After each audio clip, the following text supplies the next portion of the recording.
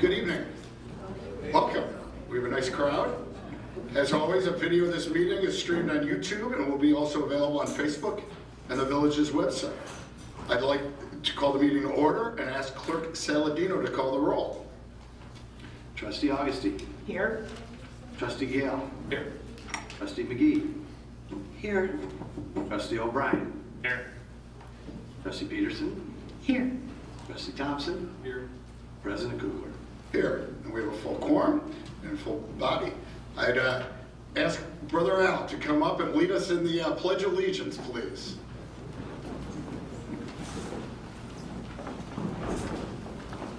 The center microphone would be perfect. I know you have a booming voice, but that way people at home can hear too.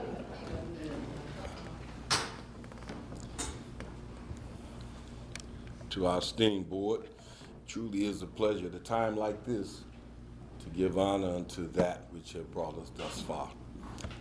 I pledge of allegiance to the flag of the United States of America and to the republic for which it stands, one nation, under God, indivisible, with liberty and justice for all. Thank you.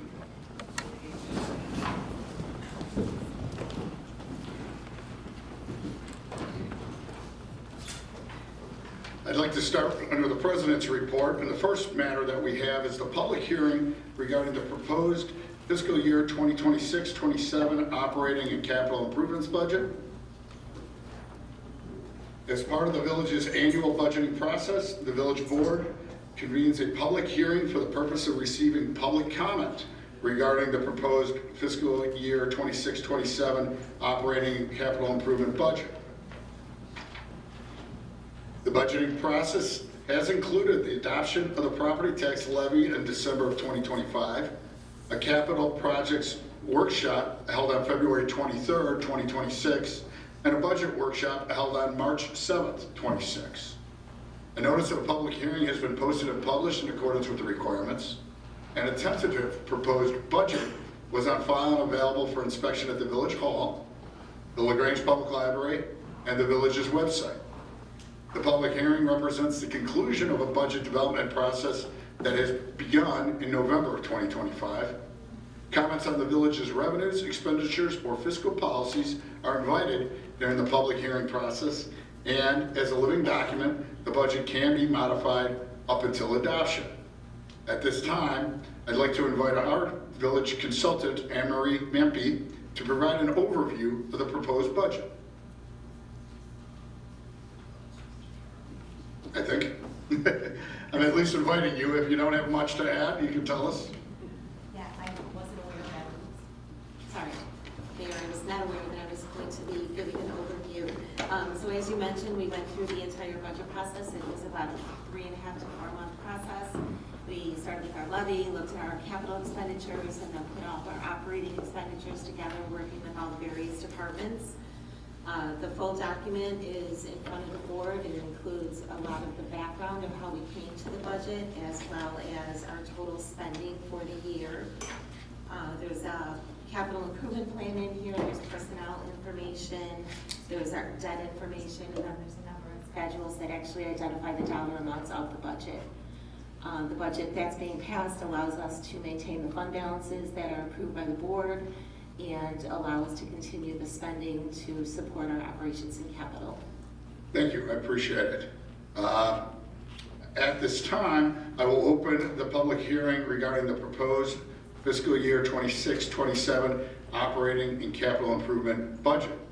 All those that wish to provide comments are invited up to the podium to do so. I'd ask that the commentators limit their comments to 5 minutes and also speak again for this purpose on the budget at one time as opposed to coming back and forth.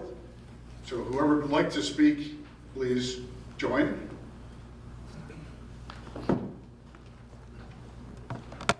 Hi everyone, Al Foreman, 7th Avenue in Grange. First, I'd like to thank you all for getting us to this stage of the budget process. I know it's a lot of work.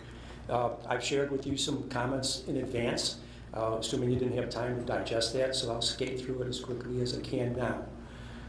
My feedback is based on a limited review of the updated budget And I'm requesting or recommending that the village officials and staff basically treat my presentation as a punch list of items to consider and potential corrections and revisions prior to the final approval next month. Now, I used an Excel process to test the accuracy of the 27 budget, and the process generated several exhibits. And I'll draw your attention first to Exhibit A, which groups similar funds in a fashion as the audited financial statements. Now, the groupings in the financial statements include the primary government funds and fiduciary funds. And those funds are segregated in the audited financials. However, the budget package combines all the funds. And I'm asking that that be reconsidered for two reasons. First, I think it's inconsistent with GAAP, and it also results in overstating amounts due to duplication of items such as property tax revenues used in the pension funds. Now, on Exhibit A, the yellow highlighted area lists my suggested potential corrections. And they can go through further discussion, or you follow up with me if you need clarification. But from my perspective, this is what I shook out. So the first item is $4.62 million of revenue for federal funds on the Lyons Township High School field project. It was in the February capital plan. It's not now. I mean, it may be intentional, but if it is intentional to not put it in, having not received the funds, you've got all the expense in. So I would suggest you either need to heavily footnote that expense item, saying it's contingent on those funds. Otherwise, as presented, you're overstating your deficit by $4.6 million. That's my view of the math. Also, the second item has to do with Army Corps of Engineer sewer lining project.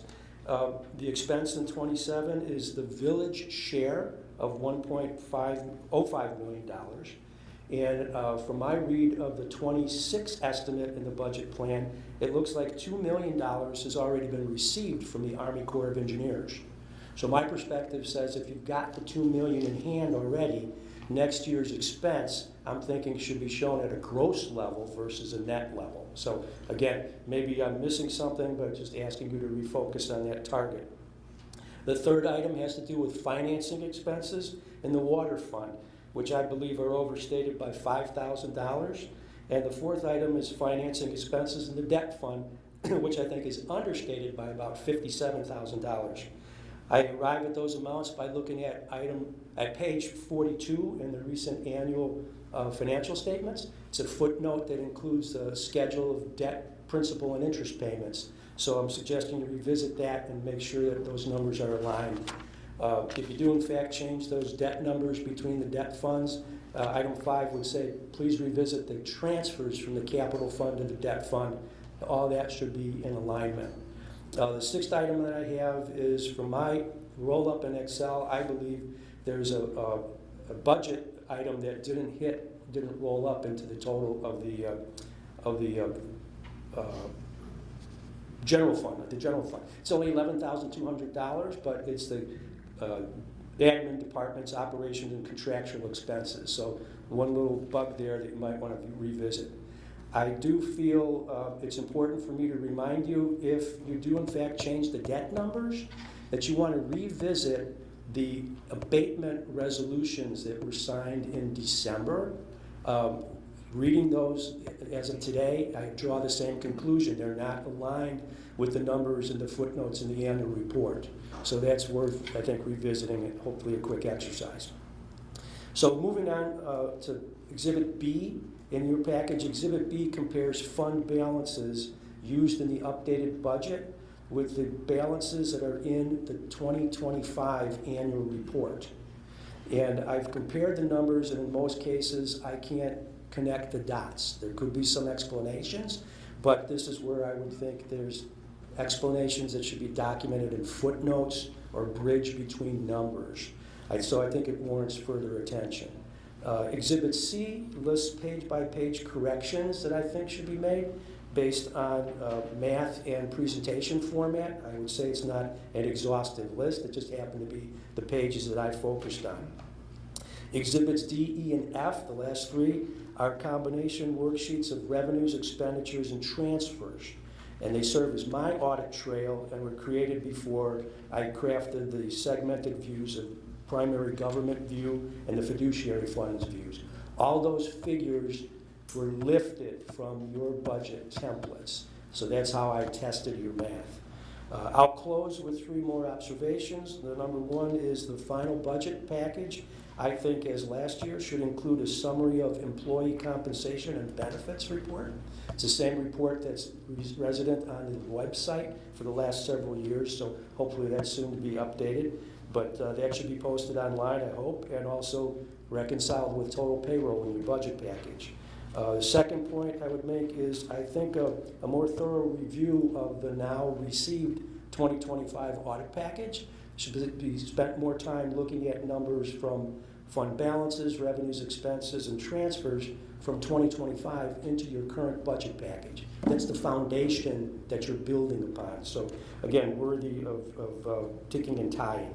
And the final point I would make is just when you issue the final budget, it's a cool picture, but you know what? If you have another one, use it or put a different timestamp on the document, because when you look at what's out there today, you see the same first page, and I think it's very confusing. And I don't want anyone else to start running down the road with the outdated version of the budget. So simple timestamp on it, right?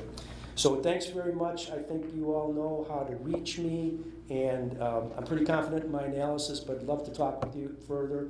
And I really hope that you're able to make revisions in the next 3 weeks. I will say last year, I was quite disappointed that no feedback from the public hearing was incorporated in the final document. So my plea is listen to the feedback and question me if necessary or others, but please respond. Thank you. Thank you, Mr. Foreman.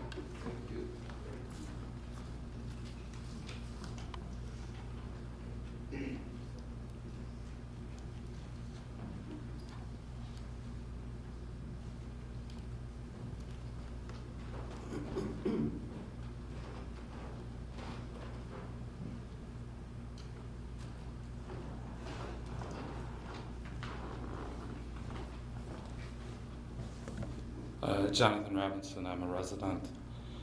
The first thing is, in that workshop, there was a lot of discussion that the staff salaries don't really show up explicitly explained anywhere where they come to and where they're actually billed out of. Currently, there are 3 full-time employees listed for the parking fund, and the parking fund has a salary of $750,000. I'm assuming we're not paying people $250,000. I'm assuming there's a lot more individuals there. That lack of transparency asks a lot of questions. That payroll numbers are huge, and they're, I would hope, very simple and something we all know what to do with. And so not having those transparent in the budget isn't acceptable, particularly when you did all mention it in the workshops yourself, that should have been updated, but it didn't get changed. The other thing is, I have and will continue to push for recordings of all meetings in this room. This board unanimously approved the recording equipment we have in this room, paid $45,000 for it. And when they did that, they promised to record everything that happens in this room, which would be every single smaller meeting. That hasn't happened. It's been a year and a half since that was done. I'm here at the budget meeting. The problem I've understand, my investigation says that basically the camera equipment we bought, there are 4 people in the conglomerate for the cable. We spent significantly more on our camera system than any of the other ones. What we didn't plan for was, because it is so complex, we have to have an operator, which means there has to be a price. So in order to actually accomplish the goal that was promised to record all these meetings, somebody has to put in the budget to use an operator. And if you don't, you need some other way to do it, whether that's a simpler recording system or whatever that is. Thank you. Thank you, Mr. Robinson.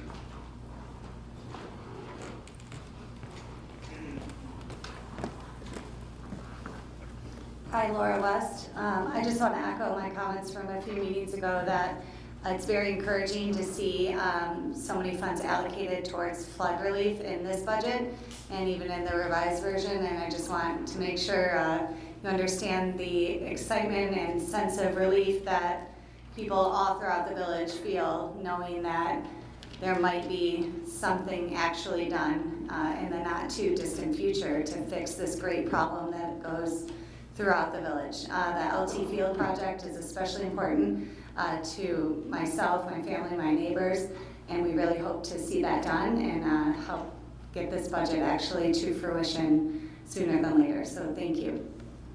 Thank you, Ms. West.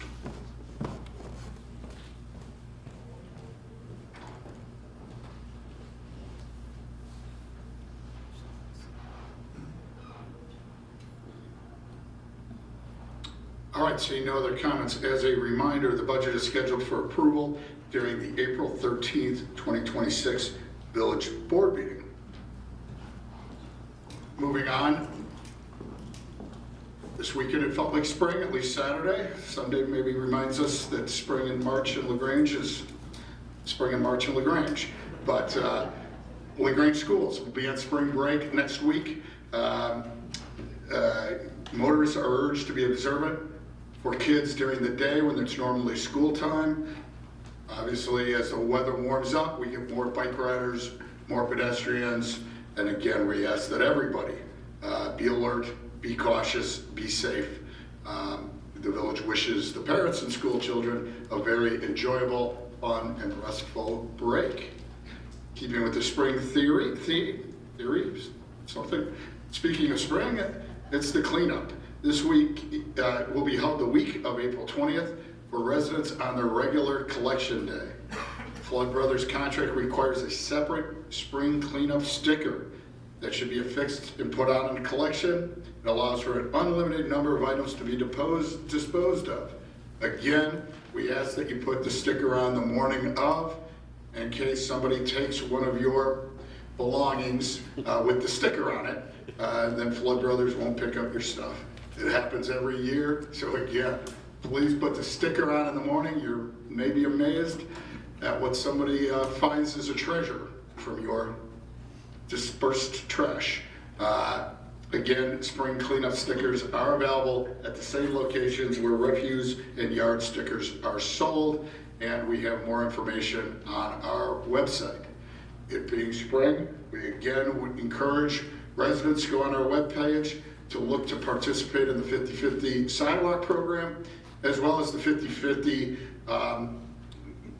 individual house flooding program. Overhead sewers, check valves, we will pay, the village will pay 50% of the costs with very few requirements for anybody who wants to take a step to protect their homes.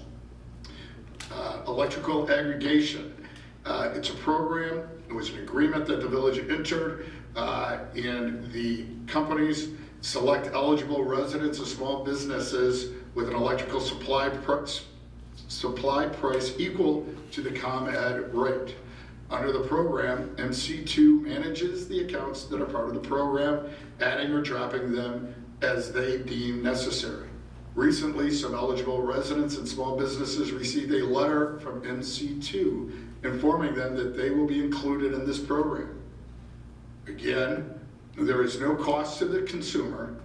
The program provides renewable energy certificates designating the village as an EPA green power community. So if you are selected, MC2 will supply the power to Commonwealth Edison. There'll be no change. It won't cost you any money. The power will appear to you as the same. And with that, I'd ask Village Manager Knight to provide a manager's report. Thank you, President Kugler, and good evening, everyone. The annual comprehensive financial report of the Village of LaGrange for the fiscal year May 1, 2024 to April 30th, 2025 has been prepared by Auditor Sikage LLP for Village Board's review and acceptance. Sikage LLP has rendered a clean opinion which indicates that financial statements are prepared fairly in all material aspects in the village's financial position and results of its operation as of April 30th, 2025. Due to additional work to complete this year's audit, this year's report has been delayed. However, I'd like to recognize and thank everyone for their extraordinary efforts, including those of our consultants, the Sikage team, and village staff, in completing this year's process so that we can consider the report here tonight. With that, I'd like to invite Director Kellen O'Malley of Sikage up to the podium to begin his presentation. Welcome, thank you.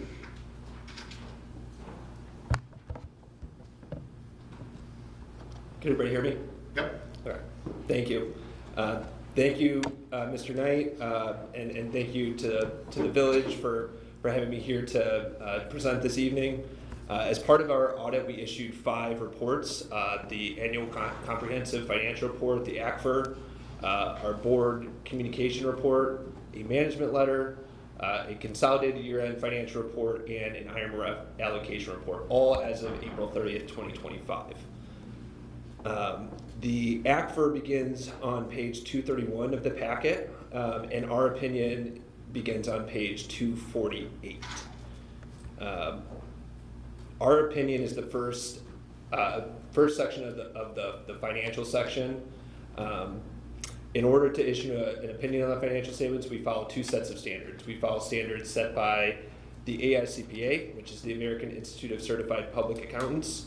The AICPA sets the standards for the procedures we must perform when conducting our audit, and we follow standards set by GASB, which is the Governmental Accounting Standards Board, and GASB sets the rules, the regulations for reporting for local governments such as the village.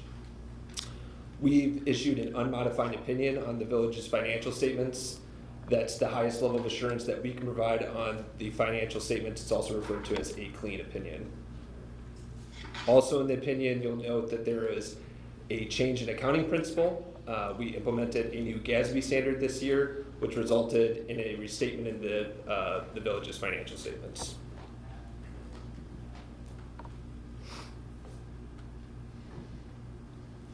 On page 252 is an additional opinion that we issued this year over internal control over financial reporting.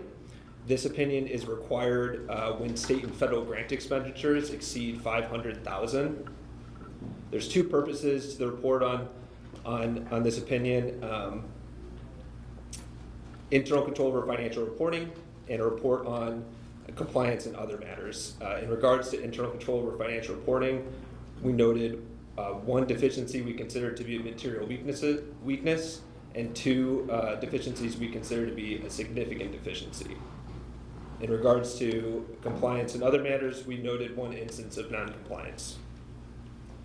These findings are included in the accompanying schedule of findings and questions costs. Following those 2 opinions, on page 258 is the start of the management's discussion and analysis, or MD&A. MD&A is prepared by management. It's essentially an executive summary, and it provides comparative data. I like to direct readers of the financial statements to the MD&A, as it provides that additional analysis over the financial statements and comparative data. On page 275 is the 274 and 275 is the statement of net position. Looking at the statement of net position, and specifically net position at year end, there was the village had a consolidated an ending net position of about $71.7 million.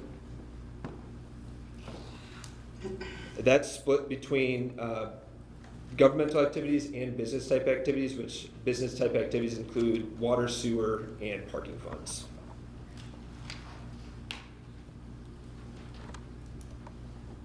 On page 276 and 277 is the statement of activities. The statement of activities is going to tell you if you're economically better or worse off from the year of operations. The village had a $10.9 million increase in net position and a $471,000 restatement related to the GASB 101 change that I noted.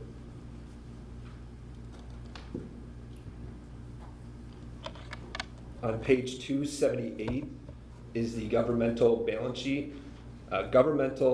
These governmental funds are presented on a modified accrual basis. They have a short-term focus, which means they don't include long-term liabilities and capital assets that the statement of net position and statement of activities includes.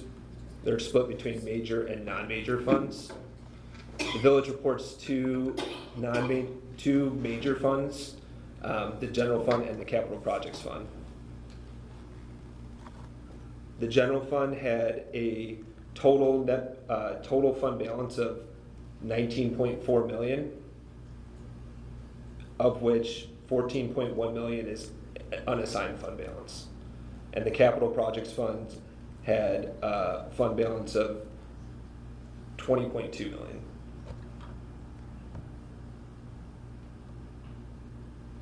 On page 280 is the governmental fund statement of revenues, expenditures, and changes in fund balances. Is essentially an income statement if you're familiar with corporate financial statement terminology. The general fund had revenues exceeding expenditures of 5.9 million. There was transfers out of the general fund of about 3.4 million, resulting in a total increase in net position in the general fund of 2.5 million. The capital projects fund had 4.2 million transferred in and an overall increase in net position of 3.3 million. Page 284 is the proprietary fund financial statements. Again, these are business type activities and they're split between the water fund, the parking fund, the sewer fund, and there's also the internal service fund for equipment replacement. The water and sewer fund had operating incomes for the year, meaning that revenues and operations were sufficient to cover operating expenses, including depreciation. The parking fund had an operating loss of $292,000. There was a transfer in of $150,000 and capital grants of $290,000, resulting in an overall increase in that net position. The net increase in net position across all proprietary funds was an increase of 1.6 million, resulting in the ending net position of about 29.9 million in that schedule. Page 288 is the statement of changes in fiduciary net position. This is the village's police and fire pension funds. There was total additions of 7.7 million. Deductions of 5.1 million, resulting in an ending net position of 42.9 million in those fiduciary funds.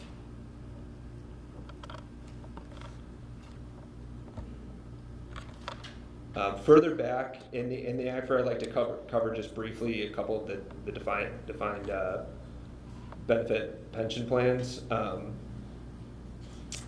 Page 349 is the Illinois Municipal Retirement Fund schedule of net pension liability. This is as of December 31st. Every year, IMRF has their valuation done as of December 31st. So as of December 31st, 2024, that plan was approximately 96.8% funded. That's compared to about 96.6% funded in the prior year. And the village reports 73% of that liability from IMRF. A portion of that is allocated to the library. On page 352 of the packet is the schedule of changes in net pension liability and related ratios for the police pension fund. This is as of April 30th. As of April 30th, 2025, there was a net pension liability of 21.3 million. That equates to the plan being about 53.8% funded as of 2025, compared to 52.2% funded in the prior year. And you can see those percentages on the following page of that schedule. On page 354 is the firefighters' pension schedule of net pension liability and related ratios. This is the same schedule for the fire pension fund. Again, as of April 30th, 2025, the net pension liability was 16.5 million. That equates to the plan being about 52.3% funded as of April 30, 2025, compared to 51% funded in the prior year. That concludes the items that I wanted to review as part of the ACFR. I'm happy to answer any questions that the board has. I want to again thank you, village staff, and their efforts in working towards completion of this year's audit. Thank you. We appreciate your efforts and your firm's efforts. Any questions for Mr. O'Malley? Seeing none, we do appreciate you coming out. Thank you very much. Thank you.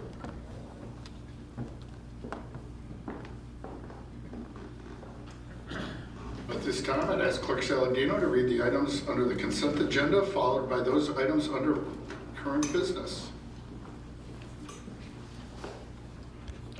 Matters on the consent agenda will be considered by a single motion and vote because they already have been considered fully by the board at a previous meeting or have been determined to be of a routine nature. Any member of the Board of Trustees may request that an item be moved from the consent agenda to current business for separate consideration. Item A, a resolution ratifying a contract for the purchase of electricity for commercial accounts with Dynegy Energy Services LLC. Item B, minutes of the Village of LaGrange Board of Trustees regular meeting February 23rd, 2026. Item C, March 23rd, 2026 consolidated voucher. Current business. This agenda item includes consideration of matters being presented to the Board of Trustees for action. Item A, resolution acknowledging procedures and responsibilities when working in the state right-of-way. Item B, an ordinance amending ordinance number 024-16 and approving a major amendment to a plan development at 811 through 901 West Hillgrove Avenue. Item C, LaGrange Housing Task Force. Thank you, Clerk Saladino. At this time, I would invite the public to come forward to comment on matters on tonight's agenda. We'll limit those comments to 3 minutes. Please come up. Again, I'm not sure how many are going to talk. If we're going to have several, if you could have the next person up and ready to go, that'd be helpful. Good evening, President Kugler, members of the board. My name is Peg Moster. I've lived in LaGrange since 1986, both as a homeowner and a renter. I'm also a member of the League of Women Voters of the LaGrange area and co-chair of its housing committee. The League of Women Voters supports affordable housing at the national, state, and local level. In 2020, the LaGrange League reactivated its housing committee and began to investigate and update our knowledge about affordability as it related to the 11 communities we cover in the western suburbs. Our first 2 years were spent researching LaGrange and surrounding towns to determine what, if any, action had been taken to address affordability. The town-specific data came from CMAP publications and other online resources. Additionally, we researched other small towns in the Chicago metropolitan area and surrounding counties for affordable housing language, ordinances, and or zoning codes, and whether any had established housing commissions. This is information which we have shared with each of you multiple times. The list of towns who have recognized and embraced it as their responsibility to address affordability in meaningful ways continues to grow. Finally, we began to reach out to local village officials to see if we could schedule an appointment to discuss the approach, if any, each was taking on affordable housing. My first meeting with the Village of LaGrange was over 4 years ago, and it was during that meeting that I learned the village had just been awarded grant funding to redo its comprehensive plan. That serendipitous moment determined where our housing committee would direct its efforts. Since then, I've appeared before you on multiple occasions, along with fellow housing committee members, to ask what was the village doing to address affordability issues in LaGrange. We also had one-on-one conversations with each of you on the subject, attended all the public meetings held during the LaGrange Forward Comprehensive Plan project, and provided input and information at every opportunity afforded us. Additionally, we held meetings with members of LaGrange congregations and parishes, met with the ministerium, and worked with 3 local food pantries on a housing needs survey which confirmed our conclusions as to the percentage of income being spent by participants in housing for themselves and their families. Item C under current business on tonight's agenda is the LaGrange Housing Task Force, with a note stating that it was referred to Trustee Augustine. Trustee Augustine is the co-sponsor of the Housing Task Force proposal, along with Trustees Thompson and McGee. The actual Housing Task Force proposal that was drafted by the League and Trustee Augustine and sent to the board was not actually attached to tonight's agenda. Instead, the LaGrange Forward Comprehensive Plan was attached, along with a cover memo citing Chapter 3 of the plan. The sponsoring trustees provided a 4-page document explaining the need for a task force with a description of the task force scope, composition, and purpose. And including in it, the agenda packet for this meeting would have helped those attending or watching from home to better understand what will be discussed later this evening when this agenda item is discussed. In brief, I want to thank Trustees Augustine, Thompson, and McGee for co-sponsoring this for your consideration. The Housing Task Force proposal before you would fulfill the recommendation from Chapter 3 of the comprehensive plan that you approved in November 2024. As described in the plan, a housing task force would conduct a housing needs assessment of various populations, such as empty nesters, young professionals, new families, and those who work in the village, considering the available housing stock and the market conditions. From this assessment, the task force would identify further actions the village can take to support the housing needs of key populations. I want to take a moment here to assure you this is not just a League of Women Voters initiative. As we have met and talked to residents over the years, we have found tremendous interest, concern, and support from village residents. Tonight there are a very large number of people who have come to this meeting in support of creating a housing task force. We had kind of short notice, so I don't think we were able to get as large a crowd as we would like, but for those who are here who are supporting the proposal, would you raise your hands just to let everyone know? Thank you. And we know from the response we received from residents that there is a large percentage who have been affected by or are aware of the impact affordability has had on seniors who wish to downsize and remain in the village. Professionals and young families who grew up here and were educated in LaGrange who cannot afford the price of housing here, as well as people who work in the village to keep us safe, teach our children, or wait on us in the many restaurants in town. The proposal does not ask for or require anything but minimum support from village staff. There are enormous reservoirs of experience, talent, and interest among LaGrange residents who would volunteer their time and knowledge to be engaged in this meaningful endeavor. We have residents from industries and professions such as building developers, architects, landlords, builders, realtors, CEOs, mortgage bankers, people who work for philanthropic institutions, lawyers, accountants, teachers, and so on, along with residents who have devoted their time, talent, and efforts to study and address various social issues. Affordability is a nationally recognized problem. Governor Pritzker, in reaction, introduced the BUILD program, which is the Building Up Illinois Development, during his budget review and State of the State address in February this year. Considering the implications of that legislation, which would have the state mandate municipalities' zoning codes, and that the village is in the process of seeking a consulting firm to assist in rewriting and modernizing our own village zoning code. But better or more crucial time to launch a task force to look critically at what, if anything, can be done to address housing affordability. I cannot take credit for what I'm about to say.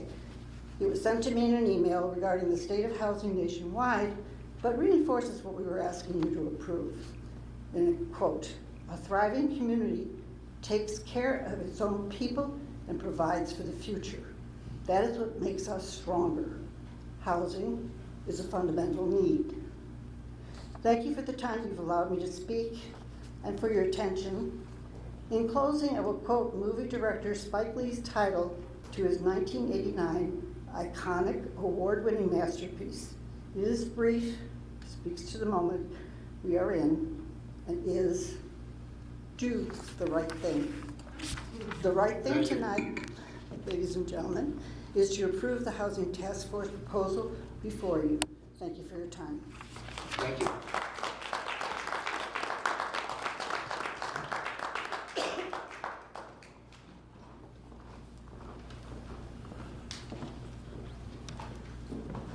Good evening, members of the board and fellow LaGrange residents.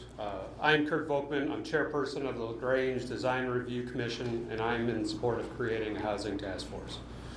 I'd like to briefly connect three forces that will shape the future of LaGrange: state legislation, federal policy, and our local responsibility to plan wisely.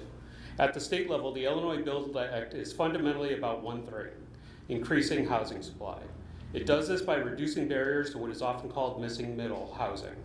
Duplexes, floor flats, small scale, multifamily, and by limiting how restrictive local zoning can be when it prevents housing from being built. By definition, LaGrange has been restrictive. In parallel, legislation around transit-oriented development, or TOD, is removing parking minimums near transit. This is going into effect in June. The state's intent is clear: reduce cost, increase feasibility, encourage housing where infrastructure already exists. We have 2 train stations in town. We have the infrastructure. At a federal level, this is bipartisan. This doesn't happen often. The Build Hubs Act is working its way through policy and will receive a vote this year. It reinforces the direction of prioritizing investment in infrastructure, housing, economic development tied to regional growth and accessibility, again, around train stations and multimodal areas. Taken together, these are not isolated policies. These are signals that change is coming, not to just cities, but to communities like ours. The question before us is not whether LaGrange will change. The question is whether we will guide that change or merely react to what the state and federal government does to us. Now, I want to be very clear. This is not about unchecked growth or losing community character. It's about finding the right kind of housing. Housing that allows young families to enter our community. Our school populations are dwindling. Housing that allows longtime residents to downsize and stay in a place they love. Housing that supports the workforce that keeps our village running. At the same time, we need to acknowledge a reality. Our infrastructure, our sewers, our streets, our public systems have a long-term cost. Those costs don't go away if we stand still. In fact, they grow. And without an increase in households, that burden of cost falls on fewer people. That means higher cost per resident or deferred investment, neither of which are sustainable. Thoughtful, well-placed housing growth is one of the only tools we have to increase our tax and fee base without simply raising rates. Growth does not change the culture of LaGrange. Inactivity will. This is where design and planning matters. We have the ability to shape where growth occurs, near transit, along major corridors. We can define what fits LaGrange instead of leaving that definition to the outside pressures of the state and federal government. We must embrace change, the nature of housing, nature of commerce, and life in general. We can no longer hold 1980 ideas as sacrosanct. They are obsolete. We must move forward because if we don't act proactively, the combination of state and federal policies will increasingly act for us. The opportunity is for us, in front of us, is for us to lead, to align housing with infrastructure, to align growth with community character, and to ensure LaGrange remains not just a great place to live today, but a sustainable, accessible, and a resilient community for the next generation. Thank you. Thank you, Mr. Bowman.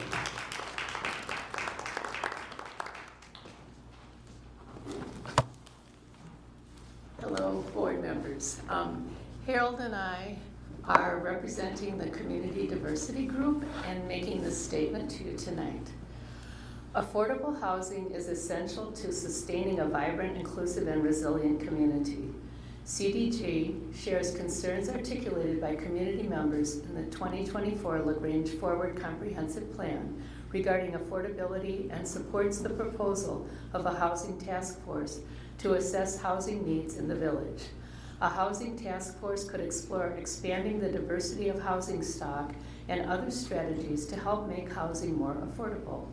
A housing assessment could determine the needs of various populations such as seniors, empty nesters, young professionals, new families, and those who work in the village. Creation of a task force would be the first step in determining what could be accomplished to improve identified deficiencies. Expanding affordable housing opportunities in LaGrange strengthens diversity, broadens inclusion, and ensures that people of varied backgrounds, income, and life stages can live and thrive here. Access to stable housing is closely tied to overall community well-being, supported improved health outcomes, economic mobility, and social cohesion. Data from the Community Memorials Foundation Regional Health and Human Service Housing Dashboard further highlights the need for action. All groups within the 60525 zip code spend more than the recommended 30% of their income on housing.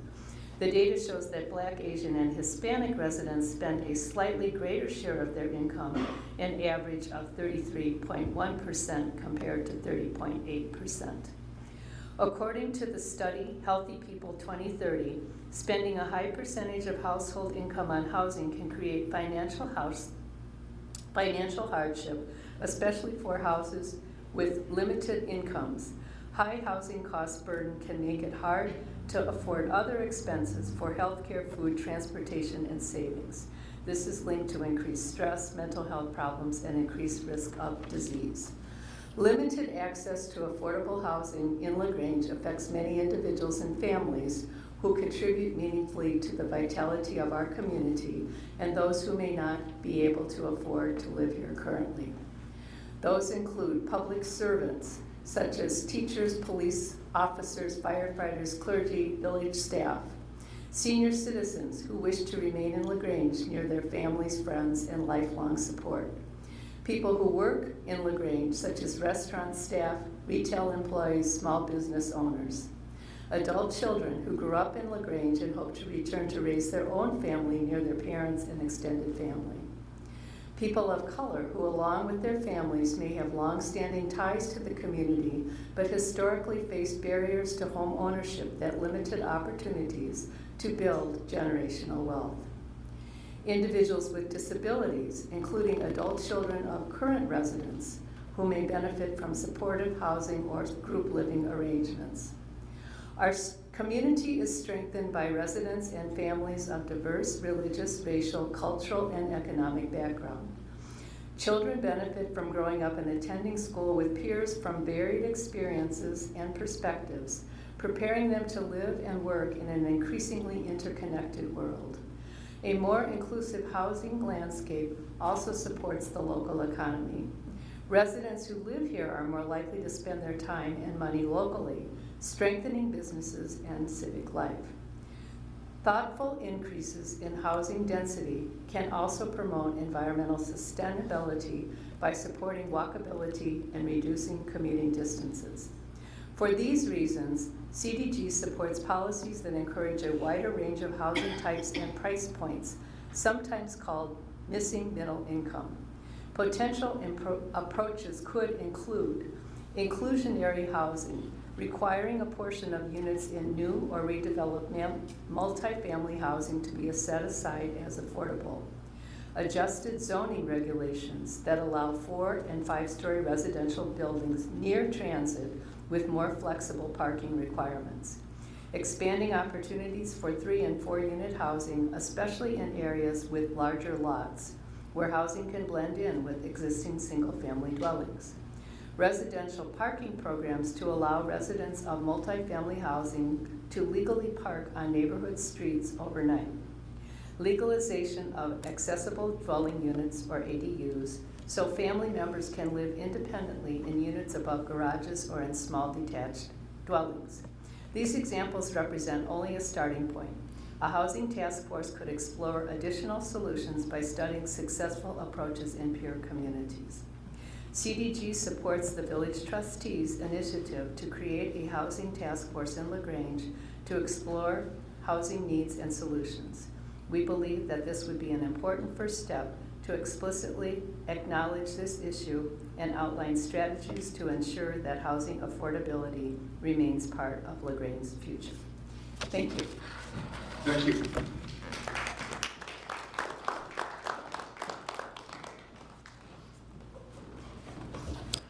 Randy Valenta, 19 South LaGrange Road. I'm not going to take the time to repeat all the good reasons that have been put forth regarding the Housing Task Force. We came here in 1994. We stayed here in 2011 as a family because we recognized and prized the diversity that we found here in LaGrange, where we could encounter people of all walks of life and work with people of differing opinions. And this only comes through the ability to house those people locally and to be a part of the community. So just want to say briefly, I support the idea of the Housing Task Force, and I look forward to the board vote that helps in its creation. Thank you. Thank you.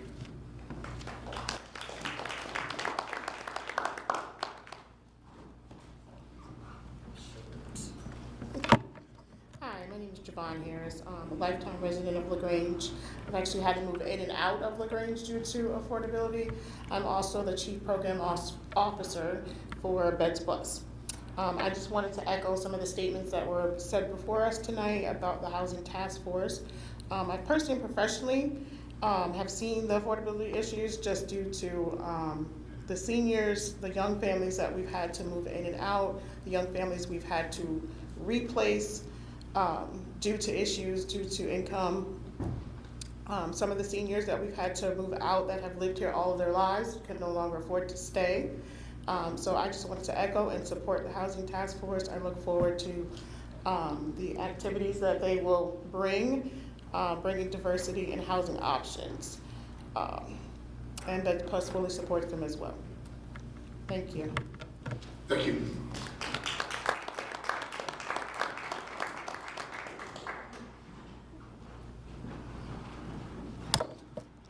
Good evening to the board and to members who've come to the board meeting. My statement this evening is made from two perspectives.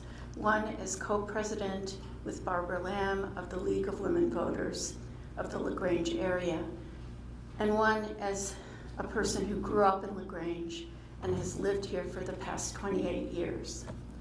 The LaGrange Area League, in line with leagues of the state of Illinois and the United States, advocates for the right to housing and equal opportunity, regardless of race, gender, or income.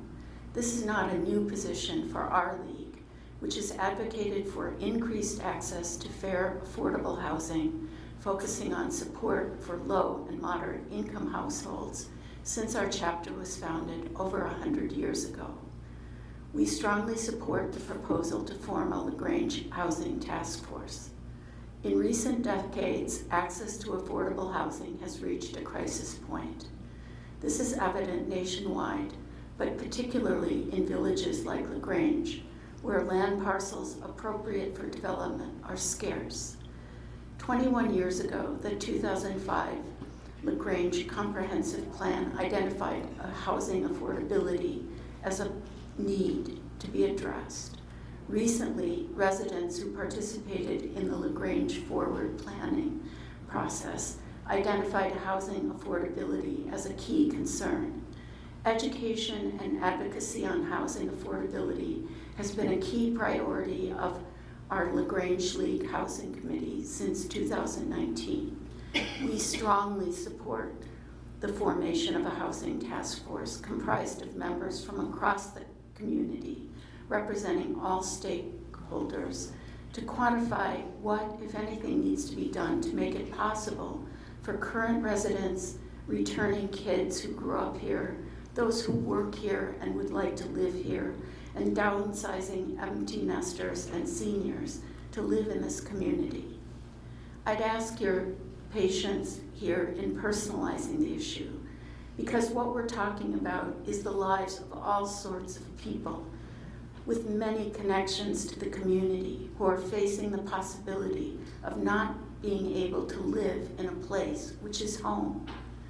My mother graduated from LT in 1942. I graduated from LT class of 68.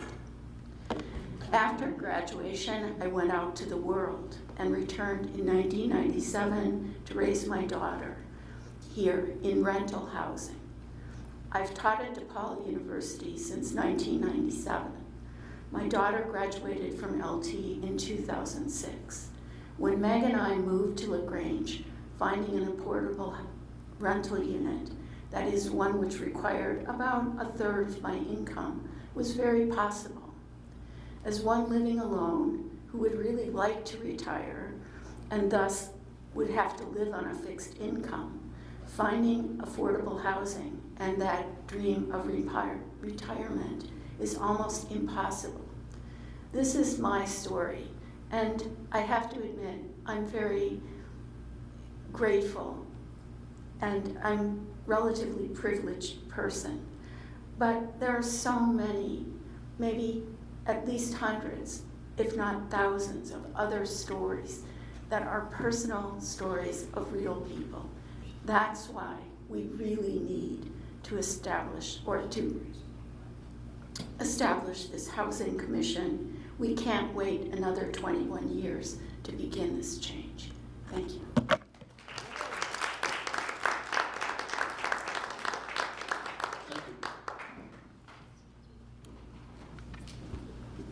My name is Cynthia Shulsky. I live at 420 South Edgewood in LaGrange. And you all know me because I've appeared before you several times in the last couple of years, and I've personally spoken with nearly all of you about this issue of housing.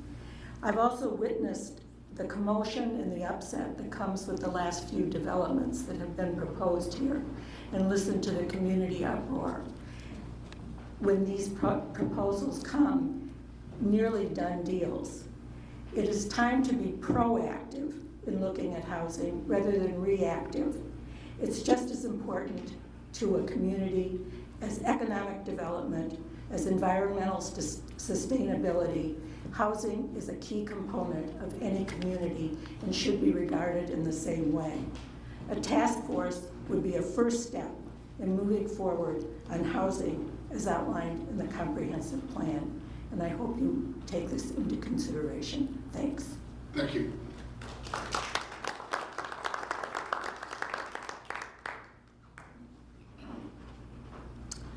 Good evening. My name is Linda Christensen, and I would like to read this letter on behalf of our former village president, Tom Livingston. To the board and village administration team, thank you for your sustained service to the village of LaGrange. I am pleased to support the creation of the LaGrange Housing Task Force. The task force will give the opportunity once again to call upon knowledgeable and committed citizens to enhance the work of elected officials in strengthening our community. I believe citizen-generated policies alongside the market forces we count on will offer a strong foundation for our shared next chapter as neighbors we do not yet know and as village residents. Thank you for your consideration. Tom Livingston, former village president, LaGrange, Illinois. Thank you. Thank you. Thank you. I think there's a task force. Hopefully President Livingston will be on it. What? Hello, my name is Madonna Walsh. I've been a resident for nearly 10 years here in LaGrange. This is just a personal account. I just recently sold my house and I downsized to an apartment here in LaGrange. I am paying more for the apartment than I did my mortgage. And my concern is that I make a good living, will have a pension, a 401k, hopefully Social Security by the time I retire. I won't be able to afford to live in LaGrange. LaGrange, and by the way, I'm a communication specialist and part of my job is crisis communications. And by all appearances, LaGrange is in a crisis, a housing crisis, and I'm not seeing enough done to address it, especially considering that this is a topic that has been going around for 21 years. My hope is that the village board will approve this task force, but more so will pay attention to what it recommends and what it says. Thank you. Thank you.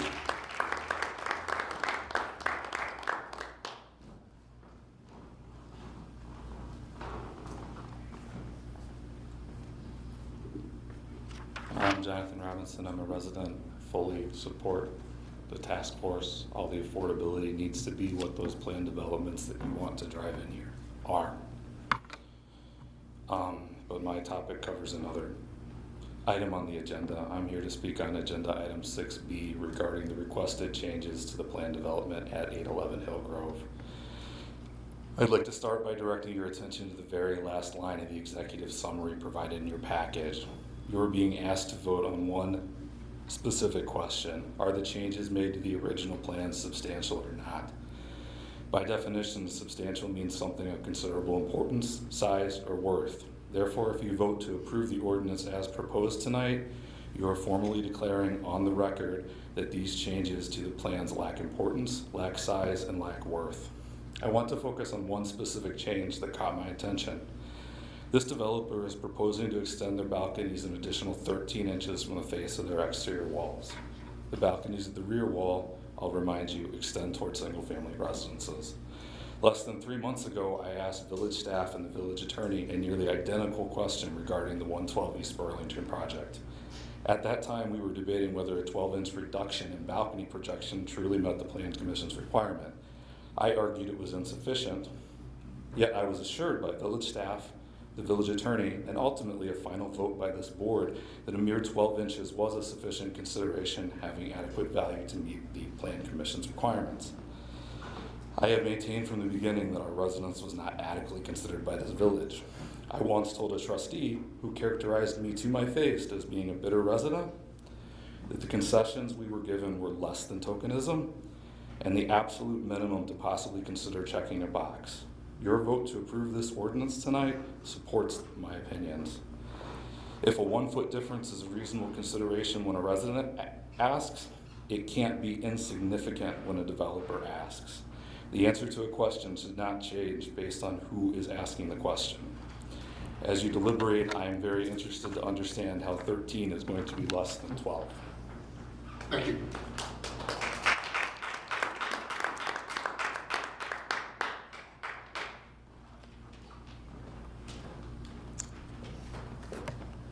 Good evening, President and Board of Trustees.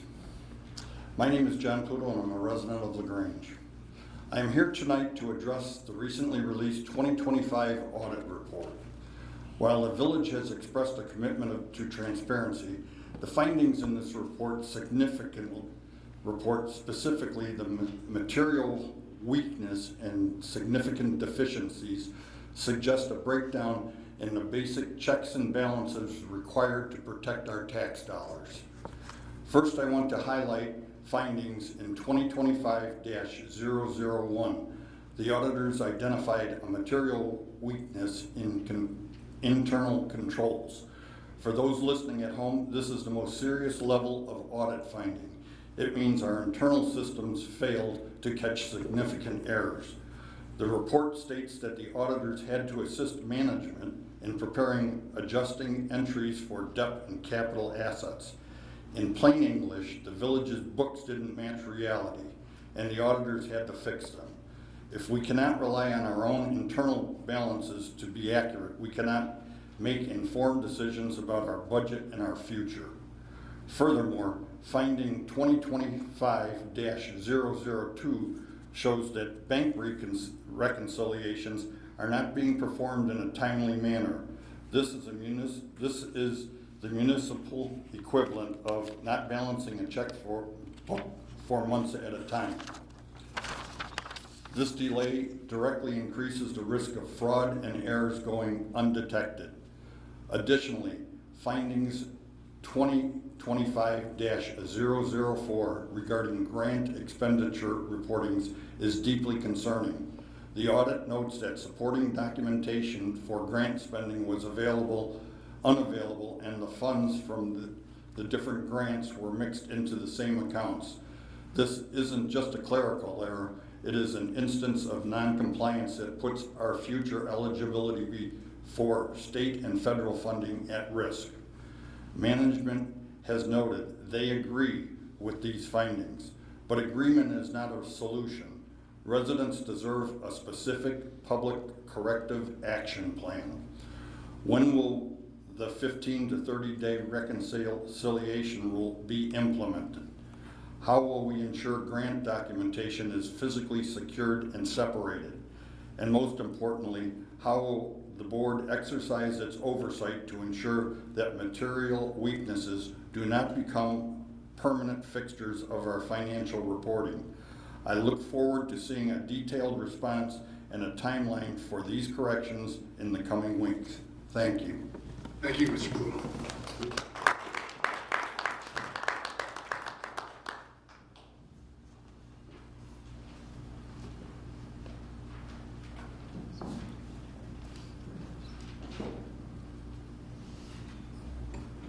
We need to, is somebody else coming up to talk?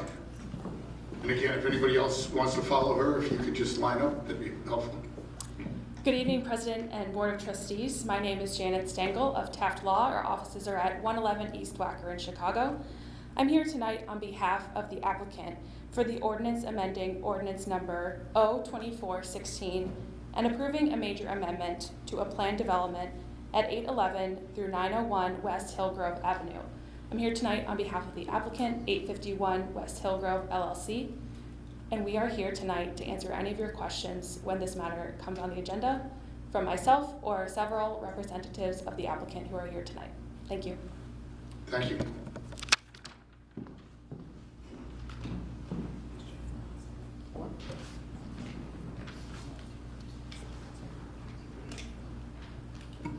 Okay, board, we need to take a step backwards because I was supposed to ask for a motion to accept the audit report and failed to do so.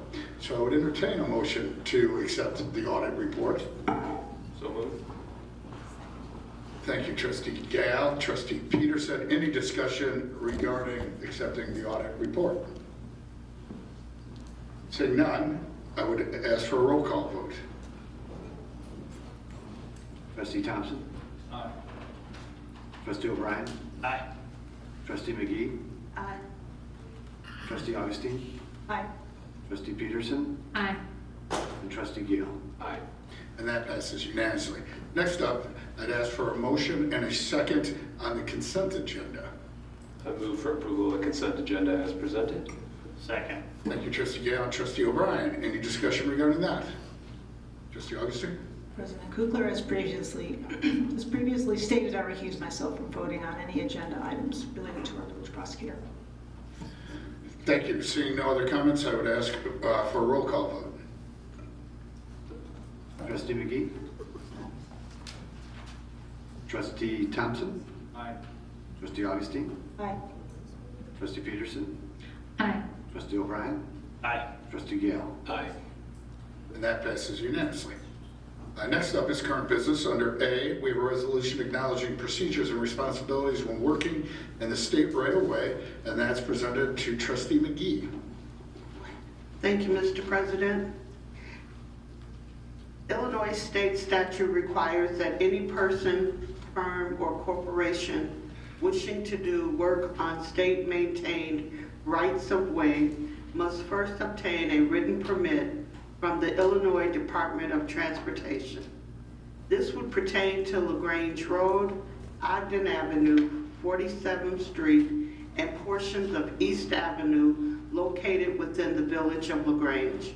In addition, a surety bond is required with each permit application to ensure that all work is completed in accordance with state specifications and that the right-of-way is properly restored in the case of a municipality where municipal employees are performing the work. IDOT will accept a resolution in lieu of a bond. The same does not apply to private contractors. A resolution would also allow the state to grant the village a verbal permit in emergencies. A separate permit is not required for routine maintenance operations covered by the village's agreement with IDOT. The village agrees to obtain permission before conducting any work in the state right-of-way.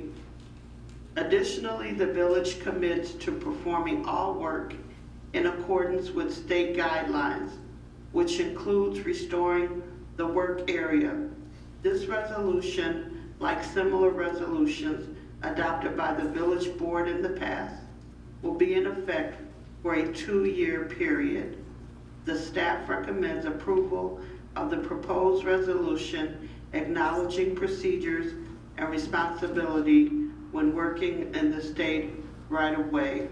And I motion that we accept this proposed resolution. Second. Thank you, Trustee McGee and Trustee Gale. Any questions, comments regarding this? Seeing none, I'd ask for a roll call vote. Trustee Augustine. Aye. Trustee O'Brien. Aye. Trustee Peterson. Aye. Trustee Thompson. Aye. Trustee Gale. Aye. Trustee McGee. Aye. And that passes unanimously. Next up is B, an ordinance number 02416, approving a major amendment to a plan development at 811 through 901 West Hillgrove Avenue, and that's referred to Trustee Thompson. Thank you, President Cooper. 851 West Hillgrove LLC, the applicant, the owner of the property located at 811 through 901 Hillgrove, has requested a major adjustment to a plan development at 811 901 West Hillgrove, the subject property. Per zoning code section 14511B, major adjustments to an approved plan during the development shall be granted by the village board of trustees. A major adjustment is any adjustment to an approved plan that is not explicitly defined as a minor adjustment in zoning code section 14511A. In June 2024, the village board of trustees approved 02416, an ordinance approving a special use for the plan development, site plan, and design review permit for 811-901 West Hill Grove. Ordinance approved the plans for mixed-use building. The applicant at the time was 817-821 West Hill Grove LLC. In September 2025, 817-821 West Hill Grove LLC transferred all interest in the subject property at 851 West Hill Grove. The applicant has submitted plans for a building permit that proposes plan revisions resulting from the development of the final construction plan. The changes include modifications to the interior floor plans and resulting changes to the windows and balconies, lowering of the rooftop stairwell access, and resulting reduced maximum height of the building. Changes to the exterior facade and all other minor related changes. Specific changes to the interior floor plans, including altering the composition of the unit mix, increasing the number of 2-bedroom units from 9 to 12, and decreasing the number of junior 1-bedroom units from 3 to 7. The overall number of units, 31, remain consistent. Facade alterations include the removal of windows on the west elevation and a modification to the placement of windows on other elevations, increasing the first floor windows on the south elevation, modifying the balcony sizes from 12'10" by 4'11" to 14' by 6 foot, and enclosing 8 parking spaces that were previously under a cantilever portion of the building. None of the proposed changes in any additional modification of the zoning code requirement. In 3 instances, code modifications are slightly reduced as compared to the original approved plan. Attachment 3 to this report illustrates the proposed architectural plans compared to the approved plans. Staff and the village attorney have prepared the attached ordinance approving the proposed major adjustment. Should the village board find the proposed changes are not in substantial conformity with the approved plans, the applicant may be referred to the Plan Commission for further review at a public hearing. Recommended action: consider the attached ordinance as reflected by the applicant's request. I make a motion to approve the ordinance as presented. Thank you, Trustee Thompson. Trustee McGee, any questions, comments regarding this? Yes. Thank you, President Kugler. And this might be a question for Charity. Can you provide a little more detail on what makes this, the difference between major changes and not, and also, kind of what constitutes an absolute, this goes back to Plan Commission, and what kind of project, obviously this one, but what are the reasons that this would not need to go back? Sure, to kind of help us understand. We'll walk you through that. So the code specifically lists certain items that are considered minor adjustments to plan developments during construction. So after approval, but before the building is complete. If it doesn't fall within that specific list, then staff does not have authority to approve it. And it's up to the village board to review the proposed major adjustments and make determination as to whether those adjustments are in substantial conformity with the original approval, in which case the village board would approve those changes, or if you find that it's not in substantial conformity with the original approval, then it can be remanded back to the plan commission, and it essentially goes through the entire public hearing process over again, as it would if it were similar, the same process as if it were new.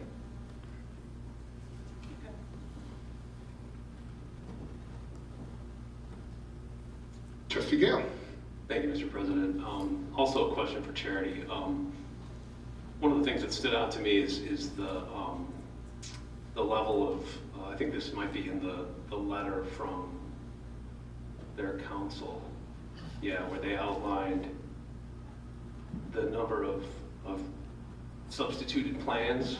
You know, by my count, it was 14 plans got changed or revised. Is that, I mean, in your experience, I mean, is that typical, like where from one set to another? I mean, I get, you know, I work with architects, I get the things change as you design it, but I mean, is that a sort of typical amount of changes? So the one change might need to be reflected on every plan sheet of the architectural plan set and the engineering plan set. So for example, along the east property line, I'm using rough numbers here, the northeast corner of the building was 1.5 feet from that plot line and now is closer to 2 1/4 or something along that line. That has to be reflected on every sheet of every plan set. Okay, thanks. Thank you. Janice, can you come up so I could ask you some questions, I think, on this one?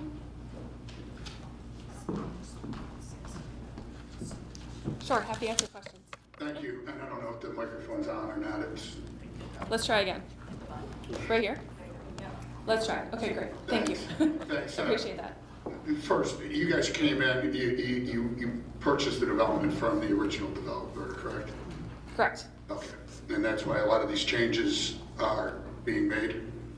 The purpose of most of the changes are to improve the design of the building, enhance the tenant experience.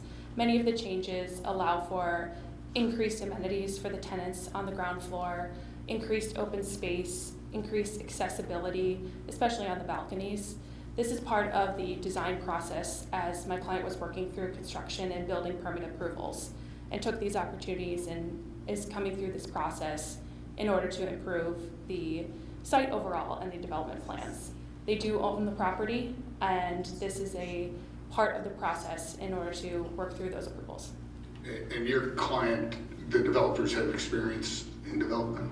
Yes, in fact, I'd invite some of my clients to, more than welcome to come up and share experience in the development.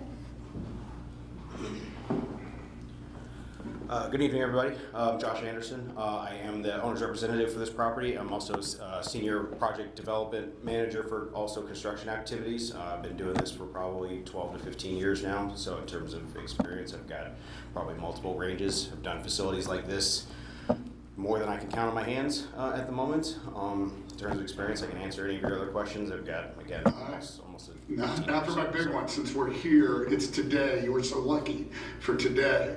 We just heard from all these residents about affordable housing. Yet no trustee seems to want to ask. So I will ask, where are we on affordable housing on this project? Where could we be on affordable housing with this project? Where are you on affordable housing with other projects? So where are we as a village? What should we have done? What didn't we do? What can you do? So, I mean, I apologize first in advance. I am less involved with our marketing side in that regard, so I apologize in that. We can definitely get some more information, but we tend to try to meet the market rates that are around in this area. We have multiple projects in development that also work with affordable housing groups and all of that. So we get our hands in a lot of the affordable communities and go through that process on various projects that we have going on. On this one specifically, I do apologize. I don't have as much to lend towards that, but we can definitely follow up. Okay, any more questions for our panel? Seeing none, thank you very much. Thank you. Thank you. If there's no more question, I would ask for a roll call vote. Trustee O'Brien, Aye. Trustee Peterson, Aye. Trustee Gale, Aye. Trustee Augustine, Aye. Trustee McGee, Trustee Thompson. And that passes unanimously. Thank you and congratulations. We appreciate your efforts. Moving on to C, which is the LaGrange Housing Task Force, and has been referred to Trustee Augustine.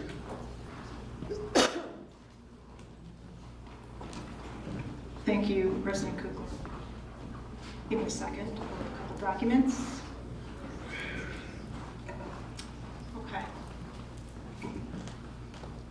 First, I want to thank everyone who wrote into the board on this matter. We got a few emails, and to the many of you who wrote and showed up tonight to share your perspective and your support. Many here, and we've already expressed a great degree of this, but many here are familiar with our recent comprehensive plan, a document drawn up with deep resident input that helps us understand our village today and how we might want to see ourselves years down the road. It is aspirational, but it helps guide the village board in future decision making. You may recall that this board voted to include, as comp plans have in the past, a section on community character, which includes information about our buildings, design, planning, and strategy for new housing options, including a note specifically to evaluate the local housing environment to identify opportunities to improve affordability. So this is about our housing, which includes affordable housing. And for those that don't know, Illinois statute requires 10% of our stock to be affordable, required of all municipalities. LaGrange is currently in compliance and will hopefully stay that way, but new developments may chip away. It is also our understanding, it is also about our understanding of how our housing stock is balanced and the many types of housing we currently have, regardless of affordability. And as of this year, we have a new additional reason to study this issue based on a pending bill in Springfield known to many as the Build Initiative. If this passes in Springfield, we may see significant change in local zoning. Our council will be presenting the details of this Build Initiative to the community via our board meeting in April. But the matter on our agenda tonight is about one singular course of action, and that is whether or not we support the formulation of a task force to create an environment for resident discussion on housing. Tonight's vote does not reflect opinion on the issue. It does not take a perspective. It asks only that we create a task force, one that is filled with a cross-section of residents from different parts of town, a mix of views and understanding of housing. A task force, as opposed to a commission, is a proven vehicle for quantifying the merits of an initiative or proposition without impacting staff time to administer, monitor, provide research, or prepare reports. Such matters will be the responsibility of the task force through a voluntary group of citizens who have either the professional experience or interest in the subject of the task force study. The task force, therefore, will relieve village staff from most, if not all, administrative responsibilities associated with study. In terms of purposes and goals, we'll be reviewing Illinois affordable housing policy. We'd be reviewing Pritzker Build Initiative and zoning reforms related to that, and the practices and results of our peer communities that have been successful in their implementation of housing policy. In doing so, we can evaluate opportunities, priorities, and issues for housing in LaGrange. There is no mandate, as we've proposed anyway, there's no mandate to make a specific recommendation, but to review only the elements identified for study, craft potential recommendations and/or conclusions, and return that report or presentation to the village board for consideration. Last but not least, I'd like to say that the timing of this is right. Not only has this topic been raised on a broad range of occasions recently from our multiple plan developments in the last 12 months, to the recent South 47th Corridor study, to the recently purchased land on our west end. Housing is the subject of potential new mandates emerging from the BUILD initiative. And it is worthy of discussion, and as many have said, I'd like to see this community come together to study it and to be able to react to it thoughtfully, rather than be blindsided by any of it, or to have no opinion whatsoever. And with that, I'd like to recommend, and noting that the language for this ordinance would still need to be worked out with staff, but I'd like to recommend and propose that this board vote in support of creating a resident-led housing task force. This I don't think is going to be a motion, because I think it's going to be a direction to staff, but I may be wrong on that. Sure, at this point, we can start with a discussion amongst the board, and to provide the direction and it can, because it's just direction to bring back a resolution or an ordinance, it can simply, be a straw poll. If everyone would like to voice their opinion, it can be done as a vote, but would be to bring something back for a formal adoption.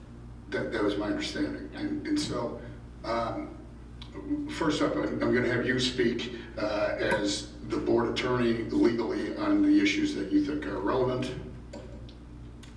Sure. So first of all, just as far as the housing task force, this can be done in a number of ways as the board so chooses. Can be done as formally as an ordinance amending a code to create a committee or commission. It can be done by resolution, or simply an ad hoc committee where really the members are appointed to put residents on to study the issues. When we create a committee or a task force in this, really one of the most important recommendations that we have is that we give clear direction and a charge to such a committee or task. I'm saying committee, but that is not a legal term, but just the group that we put together. As Trustee Augustine indicated, next week my colleague next meeting, my colleague Ben Schuster will be giving a presentation on the BUILD initiative out of Springfield.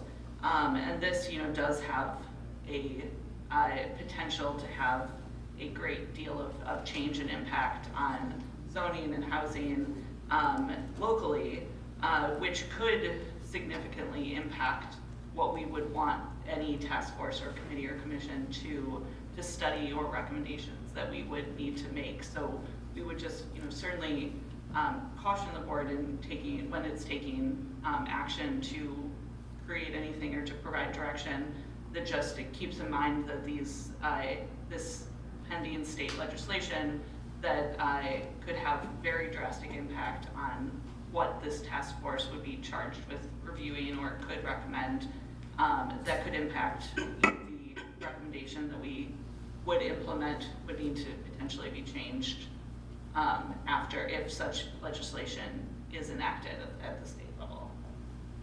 Good, thank you. I do have some comments, but I don't know if any trustee wants to go first, or they want me to go with their comments, so I'll open it up first if anybody wants to talk before me. Trustee Augustine, is that a yes? Okay, thank you. A few things. I attended on Friday the Metropolitan Mayor's Caucus, their quarterly business meeting, and again, I went from 9 o'clock to noon, and some of the things that we're talking about, the state organizations that came to present were Engaging Illinois, State of Illinois, Multi-Sector Plan for Aging, talking about housing for seniors. There was also a Home Illinois, Illinois' plan to prevent and end homelessness. In the state of Illinois, in the county, there are so many groups that are dedicated to studying housing with professionals. And I have no doubt that LaGrange has professionals that are work in this field and people that are interested in this field. And it's really, to me, what makes the most sense going forward. What does this board want as far as giving some type of clear direction or charge? And I did learn on Friday some pretty amazing statistics as far as I'm concerned. Illinois currently needs 27,147 affordable units. From 2020 through 2024, 495 units were built in the state. It's pretty amazing. In that, again, going back in our time in LaGrange, we went, and previous boards especially, worked hard to make sure that we exceeded that 10%. And we've done that. And I'm very proud of that. And there's been times where people have said we haven't done enough. And that's when I challenged, what community is doing more? Why haven't we, why shouldn't we be recognized as an absolute leader in the western suburbs with 13% affordable housing?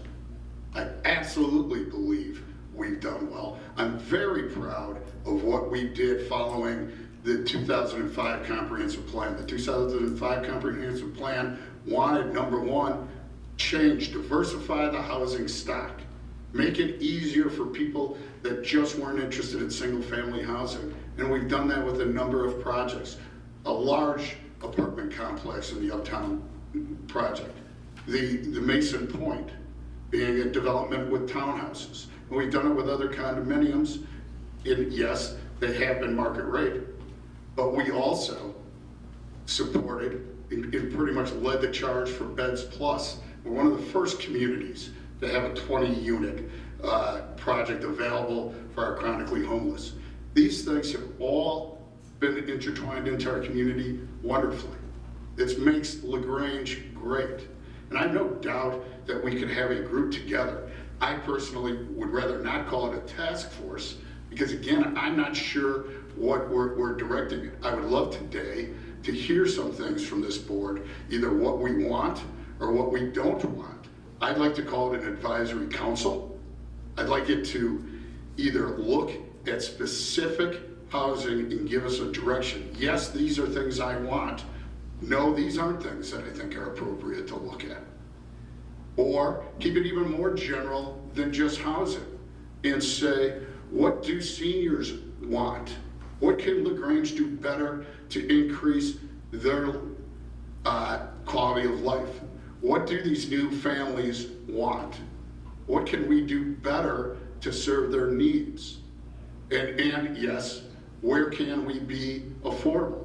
What can we do? But we know the programs.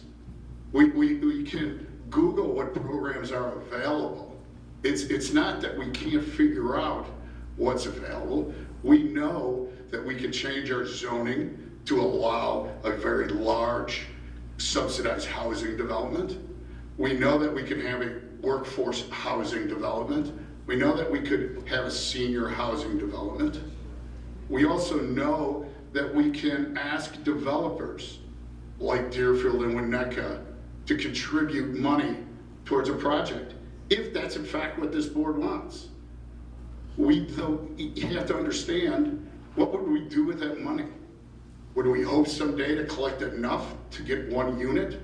And then who gets to stay in that unit? There's complications. And when we're asking the developers to contribute towards this fund, they're not going to be able to contribute to other funds, which has been flood relief, going above and beyond what the Metropolitan Water Reclamation District requires of them, using different materials and things like that. It's a balancing position. But to me, that would be a charge. We want this group, this advisory council, to look at what we can do to get developers that are doing XYZ type of development to do. That would be a charge. I am strongly against the BUILD Act, the BUILD Initiative, or whatever euphemism Springfield wants to use after the word build. I don't think it's appropriate for the state to take the zoning power away from our municipality. I don't believe that the zoning should be the same in the North Shore or Waukegan as it is in Chicago, or it is in LaGrange, or it is in Hardin and Pope counties. I Googled what are the most rural counties in Illinois, and I came up Hardin and Pope. They have 10 people per square mile. That zoning should be the same as LaGrange. That zoning should be the same as Chicago. It makes no sense. We as a group should be telling the governor and our legislators, we're not in favor of the BUILD initiative. We should not be having a task force to support the BUILD initiative. We should keep our zoning, control of our zoning. When we're doing and moving on different types of affordable housing, we all know building an 8-flat is less expensive than building 8 single-family residences. We don't need a task force to tell us that that's less expensive. We studied that when we were looking at the comprehensive plan. We said we do not want these 4 flats and 8 flats to be replacing single-family residents. I don't need a task force to study it now 6 months later. I still want the single-family houses. There was a call, and the governor's already called for reduced parking. And we heard tonight a group that would like to allow overnight parking. So what that's saying is, they want a large-scale building built along the railroad tracks, a block and a half from my house. And they want that building not to have to provide parking, but to have them park in front of my house. I don't want that. My neighbors don't want that. And I don't think most of the people in LaGrange want people parking in front of their house. That's why I've always advocated, as the governor's reduced parking requirements, for us to say, developer, you have to provide them, we the village are not. We're gonna keep our overnight restrictions, and we're not allowing your new tenants to park in the garages. You have to figure out your spots. It's the way we as a village can control it. But again, that's a policy issue. The board can come in and say, no, I want these big buildings and I want those tenants parking on our residential streets. That would be a policy argument. Again, I don't think we should have a task force to explore that and come back to us with that. I believe we should give them direction. So again, if it was my choice, the direction would either be, because I'm not aware of, well, let me say this. If some developer came and said, we want to bring a senior housing, a different housing project that had some affordable units, 100% supportive of it. But for what we can control, I would say, let's look at developers. Even if we expanded, I was going to say, let's look at developers and what we can assess them to help with affordable housing like Winnetka and Deerfield. But I'd expand it to say, let's look at developers and what type of projects could be appropriate, whether it be senior housing, workforce housing, and support from our developers, and limit that focus. Or expand the focus and make it what is best for our seniors, what is best for our new arrivals, our young families, and our mid-families. I thought to myself, I wouldn't bring this up. I'm in this group. My wife and I have 4 children. They range from age 23 to 30. They all live in areas of the city. And so now it's my wife and I at home, empty nesters. Do we relocate? I have zero interest in relocating and paying more rent than my mortgage, is that one speaker. And my children, do they come into LaGrange or some other community? I can tell you, if there's somebody offering them tens of thousands of dollars for a down payment, they'll take it. But who's paying that? Really? We want to tax ourselves so that my children can get tens of thousands of dollars for a down payment? Seems a little crazy to me. I don't need a task force to suggest that. So again, getting back to my point, I would like to either give this group specific directions or expand it. And with that, I'll open it up.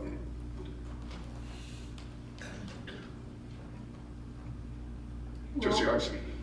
Okay, well, interesting.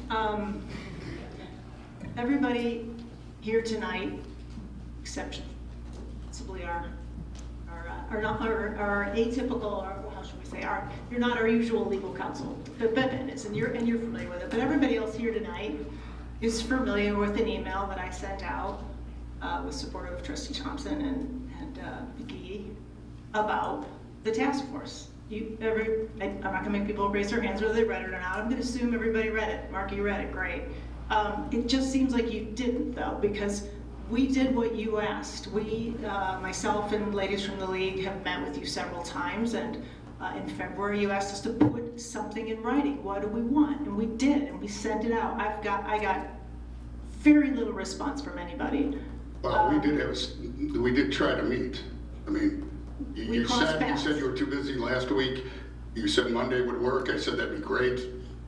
Yeah, okay, so yes, technically you reached out to talk on the day, but we talked many times. So of anyone, I know mostly how you feel. Okay. But I did send this to you. There is an organizational structure that we sent as a suggestion and a basis for staff, as we presumed, and we said so in the note, to take a look at, similar to what we did with the welcoming community.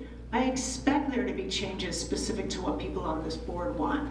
But what I'm hopeful is that some of the things you raised can be discussed with this group, whether it's a task force or some other name.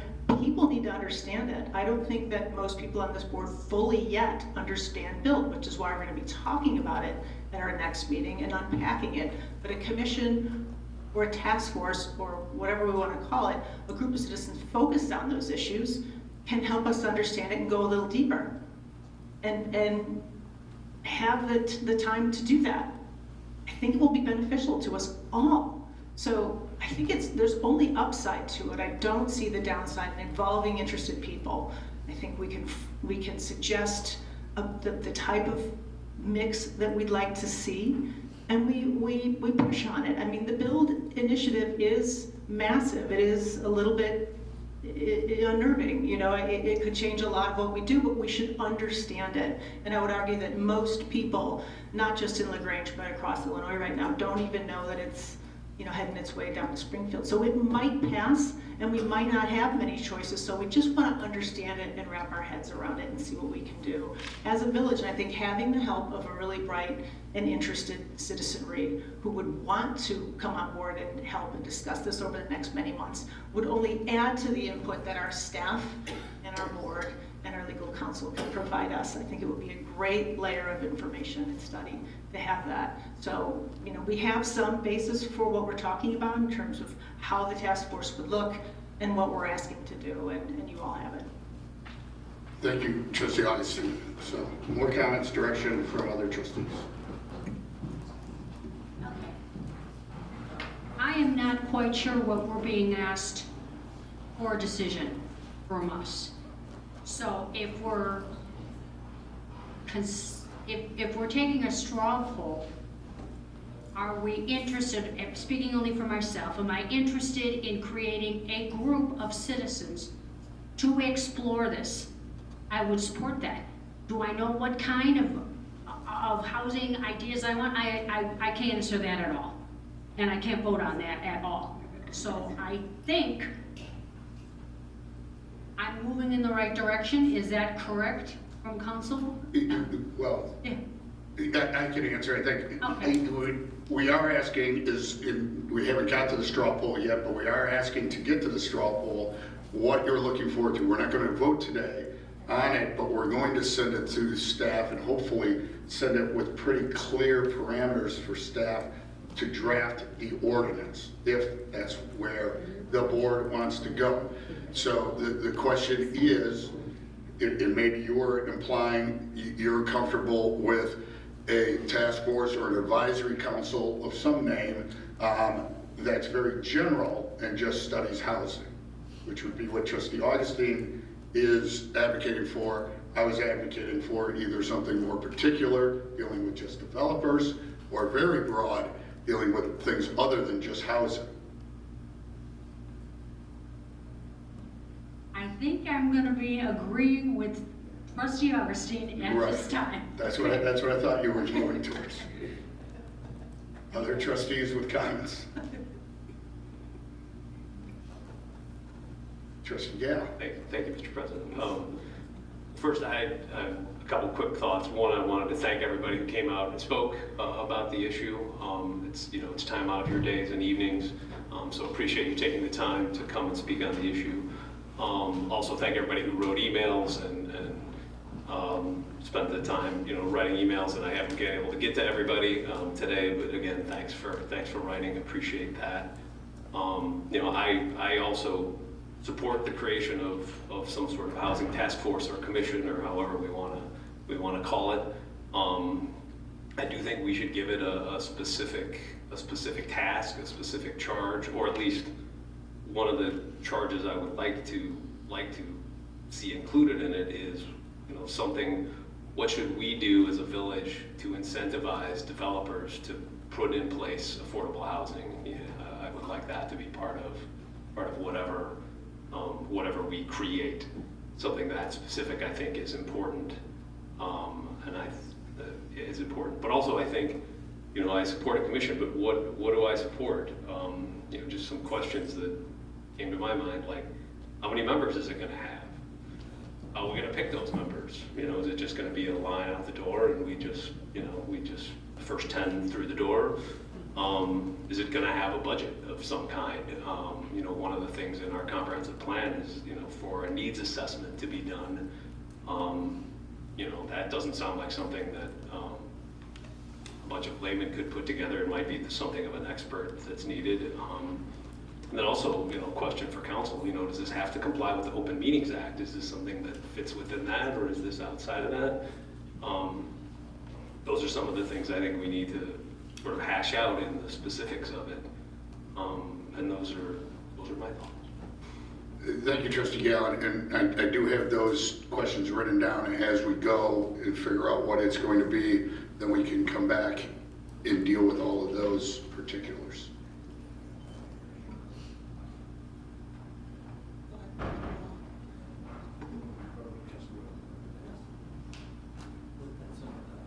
Yeah, well, a lot of what you were referencing, Trustee Gale, is in the document. So I think okay. 10 to 15 members it was a range in the document. Right. So should it be 20? Well, that was what should I asked. Should it be 7? That was what I asked. That's why I raised the question. Okay. Well, what I mean is that the suggestion is here and the basis is here. I think, right? Well, we didn't want to define specifically. But we need to. Right, and that's why we're talking about it. And what I hope we would do is approve the creation of it so that we could get to the specifics, as we do often between meetings where we engage with staff. I think that's where we would go with that. Or we can keep talking about it tonight, or I can read this if anyone would like to hear more. But I think a lot of what you've suggested, and they're important, is contained as a basis here. Okay. Again, I'll address the number after we're done talking. Any more comments regarding the makeup? You three are done. We're the proposers. You want to keep it general. You don't want to make it as general as I want. We need staff to get some direction here on what they're looking at. Well, we did send over the memo, and we took, and yeah, a group of 10 to 15. That's not that big a variance. A little bit nitpicky to say. Don't worry about that right now. No, but it sounds like we're trying to force this decision tonight. So I think our suggestion was for staff to come back and put together with their input how to make this work for everyone. It was even suggested that, you would be the head person picking the members and be on this. I'm thinking focusing it just to developers, with as few developers as we have coming to this town, is an attempt to kill this whole process. And that's just open and honest what I feel about it. I thought that was a bull shot to kill the process. So we should not just be focused on developers. This process should focus on how the build process could impact this, because if the bill legislation passes as is, there are a lot of properties in this town, mine included, that could be subdeveloped into multiple housing units. And there's nothing the village can do about it because of the size of the lot. So we need to be talking about that. What do we want? How do we work with this? So I think there's a lot of things that this task force has to be working on and taking that into account, but also how do we develop some affordable housing? How do we keep our seniors? We have seniors leaving town every day because they don't want to live in one of the condos that's available right now. They want something bigger or better. But how do we also have an affordable thing? But I think we just need to develop something. I mean, if we were really working with developers, that property on Bluff Avenue would not be vacant today for $900,000. Someone would have developed that and built something there at affordable housing, but we do not, as a village, push developers to come in and do stuff. That's the only available land in this town right now that's for sale that could be developed as residential, is that big piece of property on Bluff. So we need to develop this task force to come up with ideas. How do we work with developers? How do we draw developers in here to build stuff? So I think the task force needs to go through. Okay, are you done? Yeah. Okay. Well, I wasn't meaning to kill the bill. I think you actually argued for both sides. You said you want to study the build. I think the build initiative, if it passes, we won't have much studying to be able to do. Yes, I agree about the development and developers, but that's why I would direct the task force or advisory council to work with developers. That's, to me, where this focus should be, is on the developments and working with how do we incentivize developers. I agree with that part. I'm not sure how me saying I'm against us studying accessory dwelling units, I'm against us studying moving from single family to 4 flats and 8 flats. Those type of things means that I'm somehow trying to kill the initiative. I'm trying to make this initiative work in things that I think could be supported by the board. And again, if the board wants it to be a very general task force, that's fine. If we're done talking about that, if anybody's against it being a general task force, I guess now would be the time to speak up. Otherwise, I'm assuming that the board is supportive of what Trustee Augustine proposes as general task force. If it's the general task force, I'm not married to a specific number. We don't know how many people would be applying. 10 to 15 are fine. The one issue is, if we have 30 to apply, that's great. We can somehow select 10 to 15. But if we don't have enough to apply on that number, we need to have some type of quorum, I think. I don't know if we need it. This is a legal question. It matters how official we're going to be on this, what the advisory council is going to be. The real kicker is going to be, what's the board's participation on this? Is the board going to want to participate? If more than 2 members of the board want to participate, then it becomes an official board thing. It has to qualify with open meetings. We have to have minutes. We have to have agendas. We have to do all the things that we do for a board meeting. If we don't have that, then it can be more informal. So that's something that the board needs to figure out. The appointment, it's my understanding, again, Caitlin, correct me if I'm wrong, it is up to me as village president to appoint, and I will do the appointment. So again, I'm flexible on numbers. I'm flexible on whether the board wants to be involved in it, but I will do the appointment based on the people that have come forward and said that they want to be involved in it.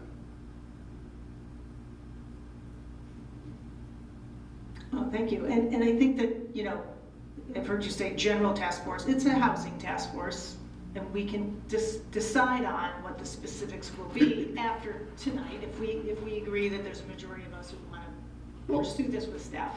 No, I want to let you finish. So I get it.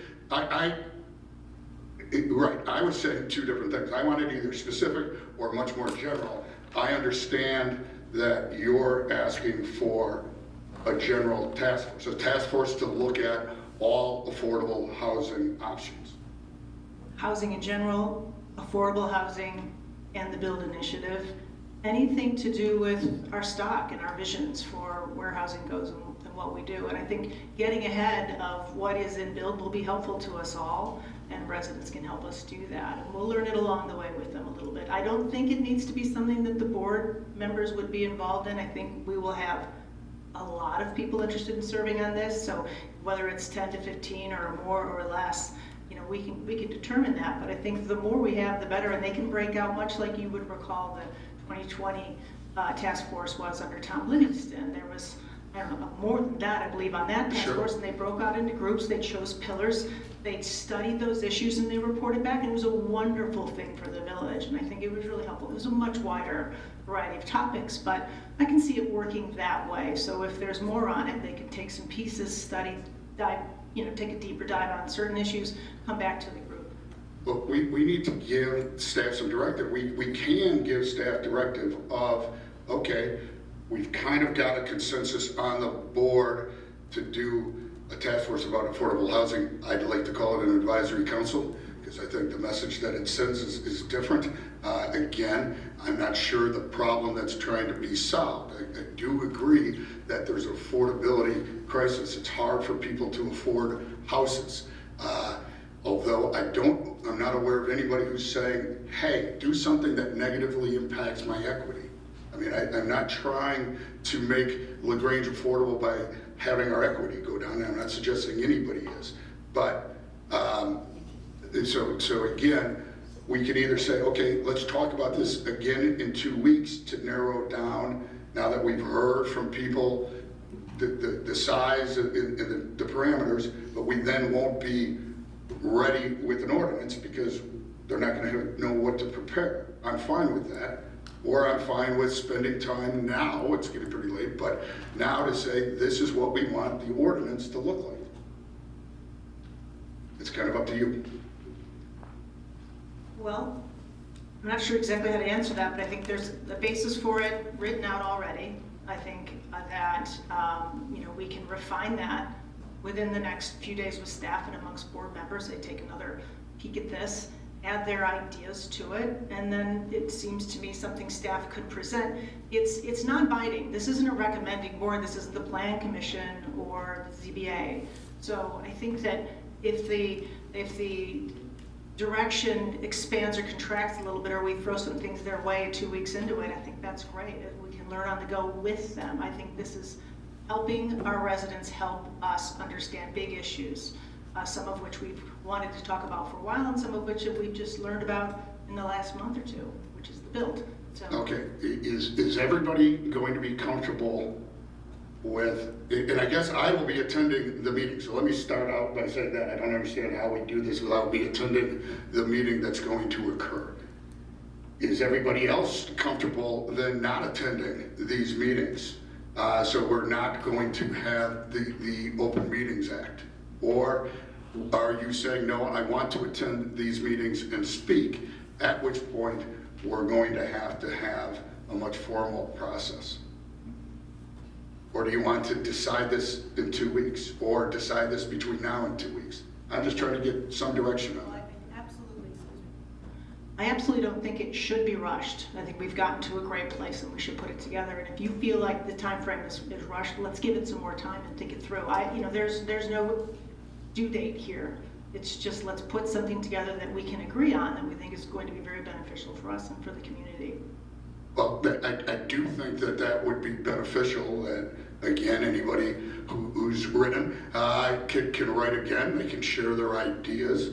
It's clear that we're going to have a task force and advisory council. It's going to be looking at affordable housing or housing generally, and to be decided on some of the details, but we're working towards that. Is everybody comfortable with that direction? I would just comment that I'm not expecting to attend the meetings. So that's just me, but that's where I'm at right now. Thank you. All right. We have that, or C, on the agenda.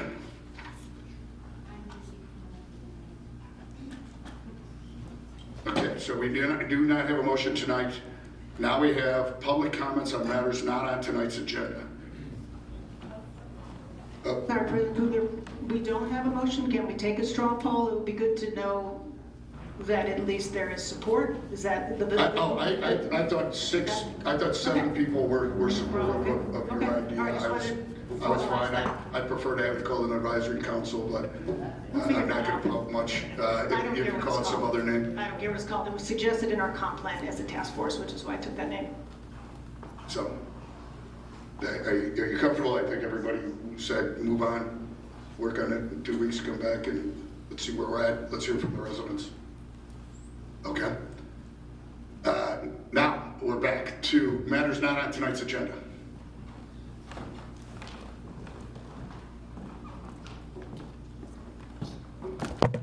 Hello. Is this on? Hit the button on the bottom. Hello? There we go. Hi. I won't take up much of your time. I just wanted to bring this to your attention. I've written another petition calling for a review. Could you just introduce yourself? Oh, I'm sorry. The petition, but My name is Sean Gallivan. I've lived in LaGrange my whole life. Yeah, I wrote a petition calling for a review of the decision at 112 East Burlington. This isn't a matter of not taking no for an answer. There are legitimate, articulable concerns regarding the procedural compliance and the transparency of this process. This is an attempt at restoring trust in our local offices and ensuring that procedures installed to protect and promote the interest of residents are being fully adhered to. All the materials in the petition, I want to go home. It's 9:30, but yeah, it's all there, and I'm not letting this go. I got a lot on my mind these days. I don't need this shit, so thank you. Well, we'd rather you not swear, but I would ask one question if I could, Sean. I guess I can't. Okay. Next person up. Who's ever next? Hello, Mr. President and members of the board. I wasn't planning on speaking tonight, but I figured I would provide an introduction. My name is Michael Bailey. I'm the Local Government Affairs Director for Illinois Realtors. You know, one of my primary duties is to help communities like LaGrange and across Western Cook County and Northwestern Cook County review and implement housing policy that helps avoid unintended consequences. It sounds like you guys have a lot on your mind. So I did just want to, for your reference, I did leave a little bit of a packet with some current market statistics for you. Just something that really stood out. The median sales price for a home in LaGrange, I know that there were some questions regarding that, is $925,000. And there's 15 homes currently for sale in LaGrange. Looking forward to working with you guys on housing policy at some point. Yeah, I'd be more than happy to give you my card if you guys would like that. And thank you, Michael, for coming out. We appreciate you and your organization, and hopefully you will be willing to assist us. And that does, I do want to talk to the board. It does raise a point on this advisory council task force. Again, the more casual it is, we can then allow people from outside of the community, perhaps, you know, the director of pets, the director of pillars, the director of the real estate, realtors, things like that, to come in to offer some insights that may be helpful also.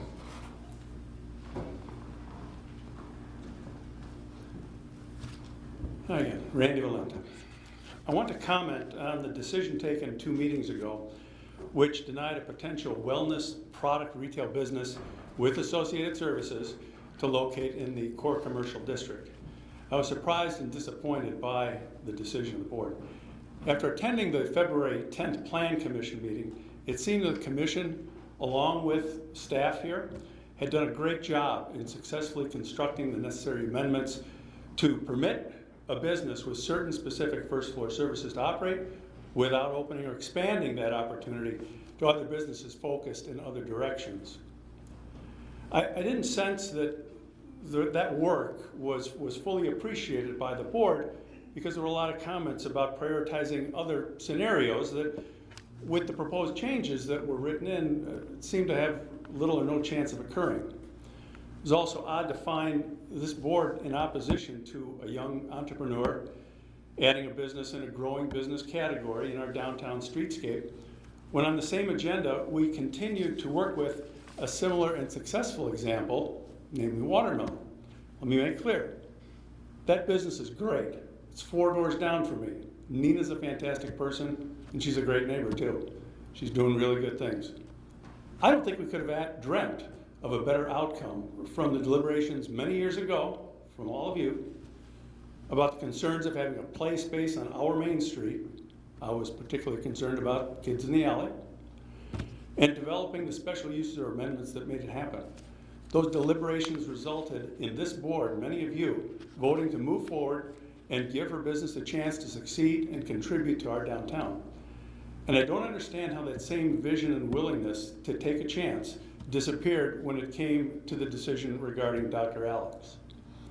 I remember a comment in particular talked about the awards that we had won in the past, and not wanting to stray, instead potentially doubling down, implying that maybe we just ought to keep what we were doing in the first place.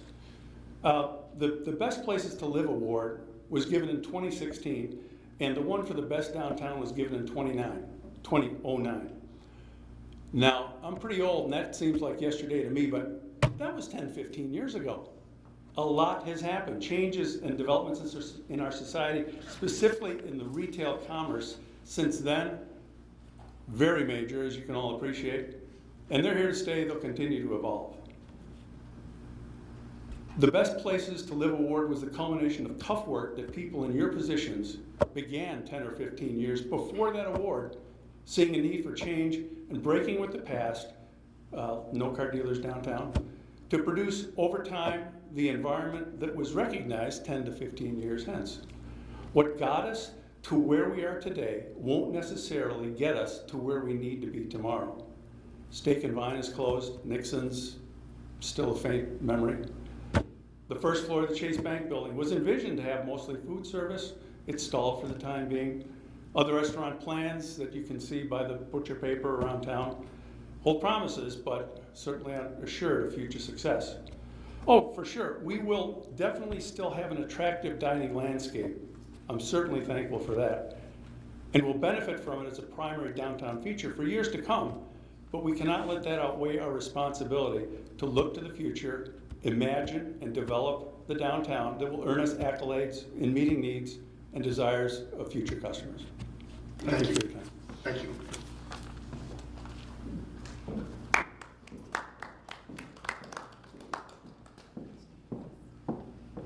Hi, my name is Laura Taylor. I am a Grange resident. I live over by LTHS North Campus on Park Road. And I'm taking a real left turn here to what we have been discussing. There's an item in the budget that says $4.6 million for flood remediation under the West Fields. I have some knowledge of people at the athletic fields and people that work at West Fields and that sort of thing. I have a concern that there's not enough talk between LT and the village to make this project really go forward. So I just want to make sure that there is coordination between the two entities and that everything that is discussed goes through those two entities so that it's mutually beneficial for those two entities. I support it completely, but I do have concerns just from my own knowledge about people that use those fields and the athletic department that there may not be enough talking between the village and LT. Thanks. Thanks, Ms. Taylor.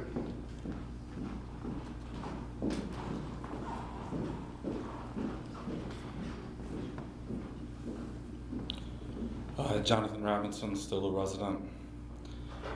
Basically, I just wanted to take a minute to thank everyone and anyone who supported me with my text amendments after about, 6-8 weeks of not getting any responses. I'm assuming due to the Patches article about a week and a half ago and the responses online and the other things that happened, such as people coming to the Planning Commission and supporting me, I finally did get a conversation with President Kukler. Thank you, but just understand that what we do, what we say does matter, and I appreciate it. We have come to a conformance about the possibilities of moving forward, and it does appear that they will drop those charges for me back down to that $1,500 level as I've asked and move forward with a few of those provisions. So I just want to thank the public for their support. Thank you.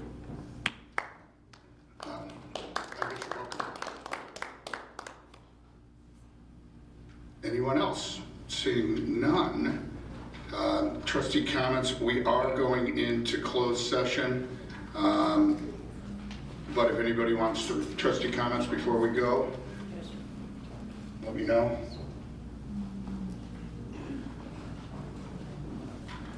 Seeing none, at this time, the village intends to meet in closed session under section 2C11 for the purpose of discussing pending or probable litigation, and under section 2C21 to discuss minutes of meetings lawfully closed under the Illinois Open Meetings Act. The village board will not reconvene in open session as no formal action will occur following the closed session. May I have a motion and second to enter into closed session? A motion. Second. Thank you. Trustee Augustin and Trustee Gale. Roll call vote, please. Trustee Thompson?